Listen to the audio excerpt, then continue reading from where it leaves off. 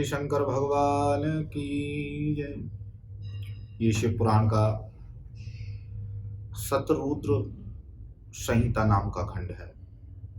इसमें भगवान शंकर के अनेकों अवतार हुए हैं जो पृथ्वी के ऊपर, उन अवतारों के विषय में यहाँ पर वर्णन किया गया है। इसी शतरुद्र संहिता के अंतर्गत में बताया गया है कि एक शिलाद नाम के ऋषि हुए। उन्होंने ऐसे पुत्र की प्राप्ति के लिए शंकर भगवान की तपस्या की कि जिसकी कभी मृत्यु ना हो। तो उनको भगवान शिव के आदेश से, भगवान शिव की कृपा से नंदी नाम का पुत्र उत्पन्न हुआ। जब नंदी नाम का पुत्र उत्पन्न हुआ तो मित्रावरुण एवं ऋषियों ने आकर के कहा कि इसकी उम्र 7 वर्ष की है। तो उसने अपने पिता से पूछा कि हे पिताजी, जिससे कि काल मेरे ऊपर अपना प्रहार ना कर सके तो मैं किस देव की शरण में जाऊं। तो पिता के कहने से शिव की शरण में चले जाते हैं और भगवान की तपस्या से वो अजय हो जाते हैं। फिर भगवान शंकर उन्हें अपने पार्षदों के रूप में उन्हें गणों का अध्यक्ष यानी कि गणाध्यक्ष बना दिया करते हैं और उनका विवाह मारुति पुत्री यानी कि वायुदेव की पुत्री सोयासा के साथ में कर दिया जाता है। इसमें आगे विश्वानर नाम के एक ऋषि हुए जिनकी पत्नी का नाम सुचिस्मती था। उन्होंने भी शंकर भगवान की तपस्या की और भगवान शंकर ने उनके यहाँ अपना अवतार लेकर के उन्हें आनंदित किया, जिसमें भगवान शंकर का नाम यहाँ पर गृहपति रखा गया। उनकी भी उम्र 7 वर्ष की बताई गई। फिर उन्होंने तपस्या की, इंद्र को तपस्या करते हुए देखा।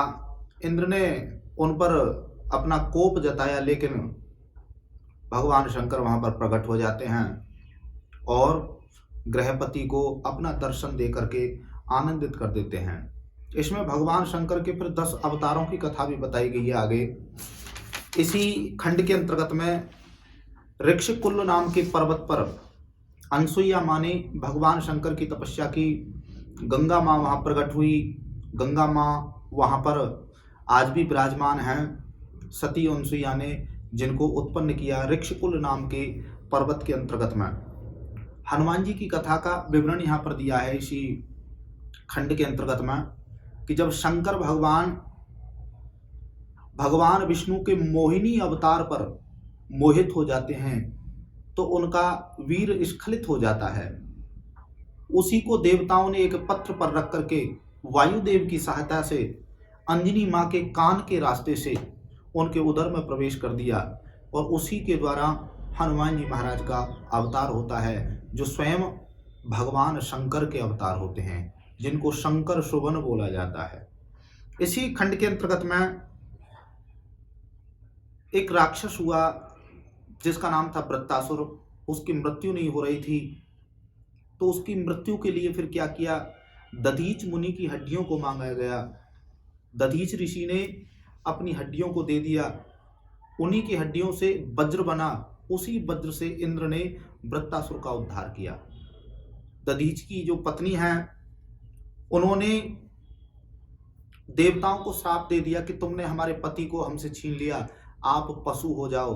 तो देवता पशु हो जाते हैं। यहाँ पर आकाशवाणी के द्वारा फिर सुवर्चा, जो दधीच मुनि की पत्नी है सुवर्चा, वो रुक जाती है और धैर्य धारण करती है। अन्यथा वो अपने प्राणों का अंत करने के लिए पृथ्वी के ऊपर अग्नि जला करके उसमें प्रवेश करना चाहती है। इसी खंड के अंतर्गत में पिपलाद जी महाराज की कथा आती है, जिन्होंने अनरण्य पुत्री पद्मा से विवाह कर 10 पुत्र उत्पन्न किए थे। इसी खंड के अंतर्गत में नाना प्रकार के ऋषभ देव जी महाराज की कथा का वर्णन भी आ जाता है। ऋषभ देव भगवान हुए हैं। उन्होंने भद्रायु नामक राजा का चित्रांगद व रानी सीमंतनी की बेटी कीर्ति मालिनी से साथ विवाह किया था।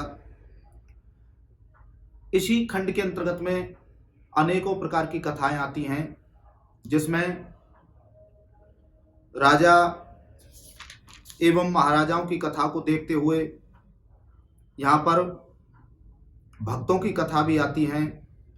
भगवान शंकर ने अनेकों प्रकार से अपने भक्तों को दर्शन दिया है और उनको दर्शन दे करके एवं अवतार धारण करके इस पृथ्वी पर नाना प्रकार से अपनी लीलाओं को इस पृथ्वी के ऊपर दर्शाते हुए राक्षसों का उद्धार किया है।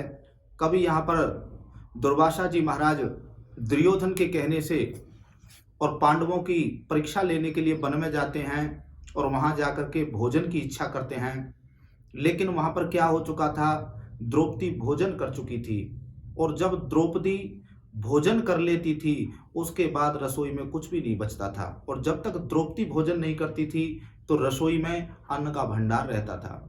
दुर्वासा जी महाराज को देख करके द्रौपदी दुखी हो जाती है, लेकिन दुर्योधन प्रसन्न होता है। क्यों कि दुर्वासा जी महाराज का जब उनकी भूख शांत नहीं हुई, उनको भोजन ना मिला, तो वो क्रोधित होकर के और पांडवों को श्राप दे देंगे।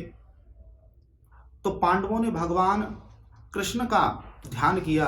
भगवान श्री कृष्ण आए और द्रौपदी से कहने लगे कि द्रौपदी, तूने क्या अंदर रसोई में जाकर के देखा कि कुछ नहीं बचा?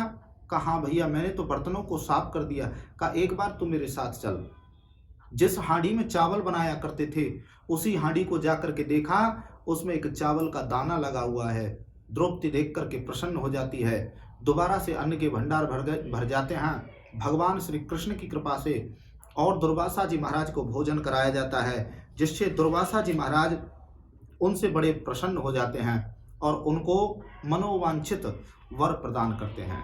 कभी अर्जुन जी महाराज जंगल में जाते हैं, एक व्याघ्र को मारने के लिए उद्यत हो जाते हैं। उसी व्याघ्र पर प्रहार करने के लिए शंकर भगवान एक भील का रूप धारण करके आते हैं। शंकर भगवान भी उस पर बाण का प्रहार करते हैं, इधर अर्जुन भी उस पर बाण का प्रहार करता है। दोनों का बाण जाकर के उस व्याघ्र को लग जाता है। अर्जुन कहता है कि मैंने मारा है, लेकिन वो भील कहता है कि मैंने मारा है। दोनों में युद्ध होने लगने के लिए तैयार हो जाता है, लेकिन उस भील को हरा नहीं पाते। फिर भगवान की कृपा से वो भील स्वयं शंकर भगवान के भेष में आकर के अर्जुन को दर्शन देते हैं। अर्जुन उनके सामने नतमस्तक होकर के उन्हें प्रणाम करता है और उनसे क्षमा मांगता है। इसी खंड के अंतर्गत में भगवान के अनेक लिंगों का उद्भाषित हुआ है। बोलिए शंकर भगवान की जय।